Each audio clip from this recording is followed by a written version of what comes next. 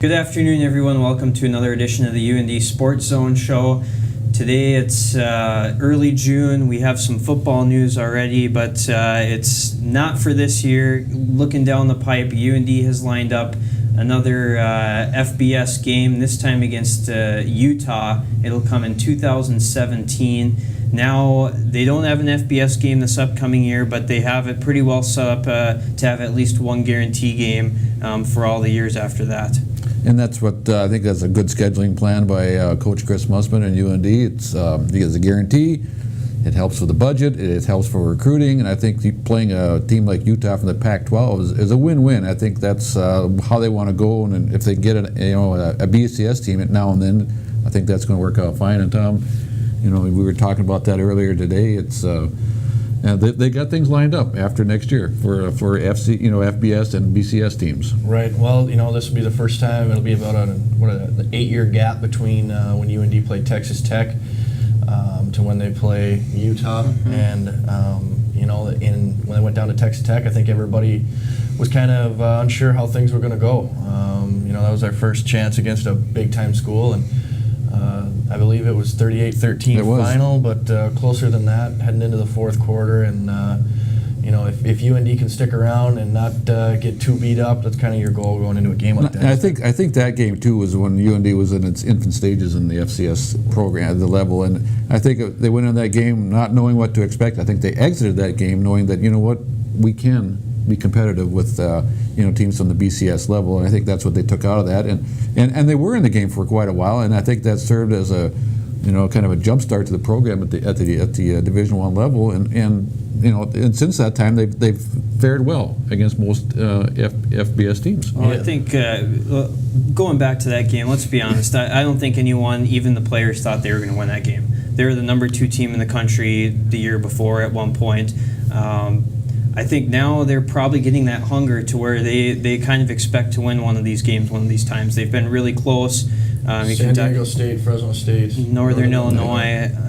They've been really close several times, and I think now the first time against Texas Tech, you almost got the feeling that they were pretty excited the way they were hanging in that game. And now after San Diego State, you get the feeling that they're pretty dejected losing those games. They were, because San Diego State, they were first down away from potentially winning that game on a late drive, and they were only maybe 1 or 2 inches from the stake on Mitch Sutton's fourth down carry. A lot of guys think he made it, some didn't, but that's neither here nor there. But they want that win against the FBS program, mm-hmm. And I think that's the one thing they want. Another thing, they want to make the playoffs. So those are the 2 goals that they still have looking forward to going into the 2013 season. They won't play an FBS team this year, but next year, San Jose State, I think that's a winnable game. There's some winnable games coming up. I think Utah's going to be a really tall task by the time they get them in 2017. They're in the Pac-12. They're starting up that Pac-12 television network. Money's going to start rolling in from that, kind of like they hope at least just like the Big Ten network has provided some of those Big Ten schools. So,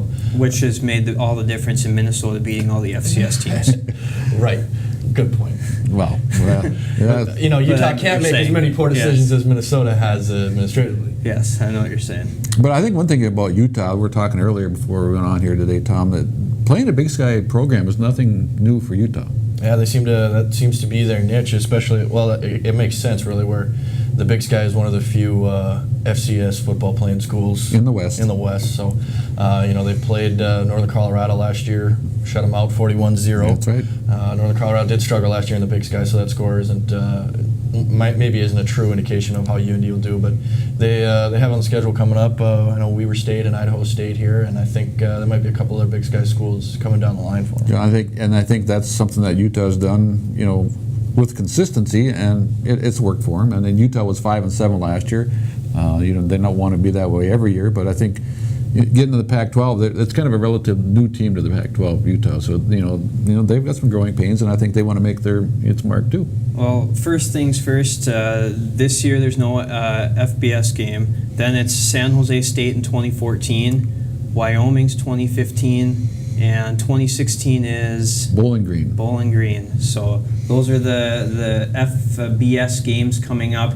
Of course, the Utah one's a little bit different because it is the BCS game. So, and on top of that, because it is a BCS game, they're getting a large guarantee out of that. That's, I believe, the largest guarantee they've had now. Yeah, the guarantee, from what we hear, is $450,000.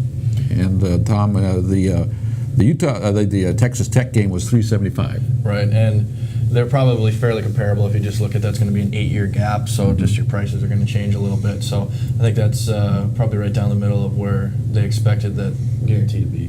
And I know what we were talking about earlier about what North Dakota State will play Kansas State, and that guarantee is $350,000, and that's coming up in late August, correct? Yep.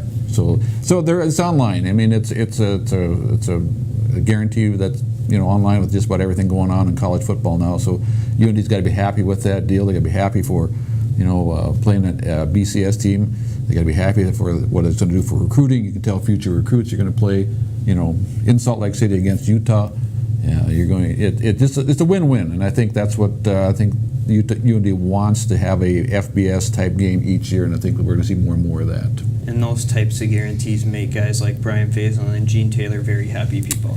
That can't hurt the bank account at all, yeah, and that's what happens. Balance the budget. Of course, well, that's not all that's going on at UND today and this week. Brad's got some more hockey news. Yeah, they got a verbal commitment from a goalie. We've kind of been wondering, you knew coming down they had to have a goalie lined up pretty soon here with Clark Saunders graduating after this season. He'll be a senior, and they didn't have a goalie committed to replace him yet. And so you knew that was probably coming pretty soon, and now they got one. It's Cam Johnson. He plays for the Fargo Force, so they didn't have to drive too far to watch him play. He's from Michigan. He's a big goaltender, 6'2". So they've kind of gone into that trend here. They had a lot of years where they had the small goaltenders, and now they've gotten a few bigger ones. So after that they'll have two former Fargo Force goalies because Zane Gothberg also is there. So he had a pretty good year. It seemed like his postseason is. He really made his mark in the playoffs. Played really well there. He's a big goalie. Is he kind of any comparable to Gothberg size-wise? Yeah, I think he's very similar to Gothberg there. So now whether he's as good as Zane Gothberg, that'll remain to be seen. He'll be playing one more year of juniors in Fargo, so maybe we'll get a better understanding of where he's at. He'll be playing under John Marks, the former UND player who successfully predicted that Zane Gothberg would be the starting goaltender by the end of the year, and he was. Even I guess Saunders did play quite a bit, but at the end of the year, but Zane played very well too. So Mark should have a pretty good handle on what to expect there. I think John has a pretty good handle on hockey because his background is he's a massive background in hockey. He's played and coached just about everywhere. Right. So there's not too many leagues where he hasn't been. So is UND recruiting done for hockey? Are they still looking, or do you think it's set for next year? They released the roster, or the incoming freshmen, and there was a kind of a cryptic note that said they may add, this may not be the end of how many guys they have. So we'll have to see, how many guys, if everyone's coming back that we think is coming back at this point, or if there are any changes, or if there are any late additions.